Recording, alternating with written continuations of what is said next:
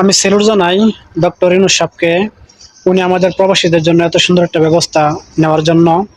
আগে যখন আমরা বাড়ি থেকে প্রবাসে আসার জন্য রওনা হইতাম, আমাদের 4 থেকে 5 ঘন্টা আগে এয়ারপোর্টে ঢুকতে হইতো, সর্বনিম্ন 3 ঘন্টা আগে এয়ারপোর্টে ঢুকতে হইতো। যেখানে দেখা গেছে 10 মিনিটের কাজ সেখানে 20 মিনিট লাগাইতো, যেখানে 20 মিনিটের কাজ সেখানে 40 মিনিট 50 মিনিট লাগাইতো।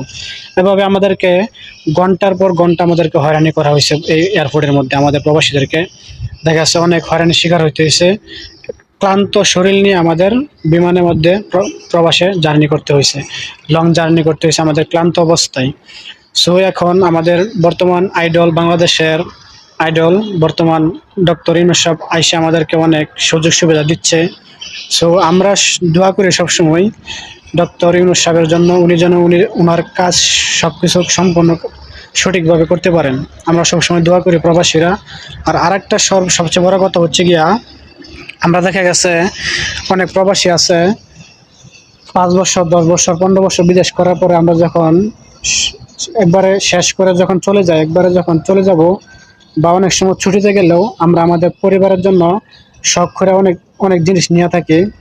আমাদের মায়ের জন্য, আমাদের ছোট ভাইয়ের জন্য, বোনের জন্য, স্ত্রীর জন্য অনেকে অনেক কিছু শখের জিনিস নিয়ে থাকি আমরা প্রবাস থেকে।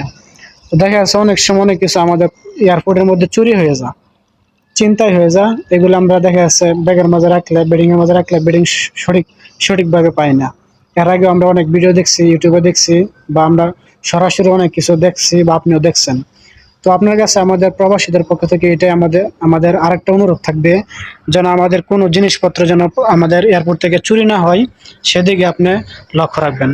আর আমাদের জিনিসপত্র, বেডিংপত্র যখন বিমান থেকে নামাই, দেখা যাচ্ছে এটা যখন তুলার বস্তা এরকমভাবে ফেলে দেয়।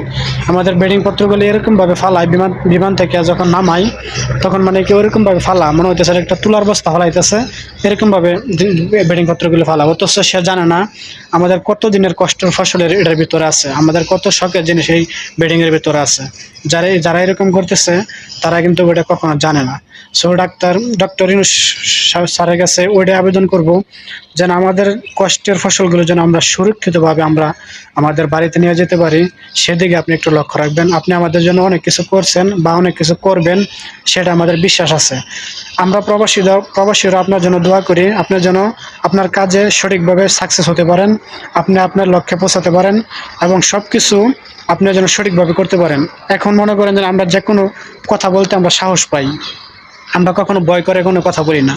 একটা সময় আমাদের অনেক কথা বলতে আমাদের অনেক কিছু ভাবতে হইতো, যেন আমাদের পিছনে কী হবে, আমাদের পরিবারে কী হবে, এইসব ভাইবা আমরা অনেক কথা অনেক সময় বন্ধ রাখছি। কিন্তু এখন মনে করেন যে আমরা সকল ধরনের কথা বলতে পারি। আর আমাদের দাবি পূরণ হোক বা না হোক, আমরা আবদারটুকু করতে পারি। আপনি আসার পর থেকে আমরা এটা বুঝতে পারতেছি যে আমরা সঠিকভাবে কথা বলতে পারি, আমাদের পিছনে মানে কি কোনো হুমকি দেওয়ার মতন কোনো নাই। তো এটাই আমার লাস্ট দাবি, আমরা প্রবাসীদের জন্য আমরা কোনো রকমভাবে আমরা হয়রানির শিকার হতে না হয়, সেদিকে আপনি একটু লক্ষ্য রাখবেন। এটা আপনার কাছে প্রবাসীদের পক্ষ থেকে আবদার। আপনাকে আবারও স্যালুট জানাচ্ছি। আপনি যেন আপনার কাজগুলোকে সম্পূর্ণভাবে করতে পারেন, এটা আমরা প্রবাসীরা সবসময় আপনার জন্য দোয়া করি। আপনি সুস্থ থাকেন, ভালো থাকেন, আপনি আপনার লক্ষ্যে পৌঁছান। আসসালামু আলাইকুম।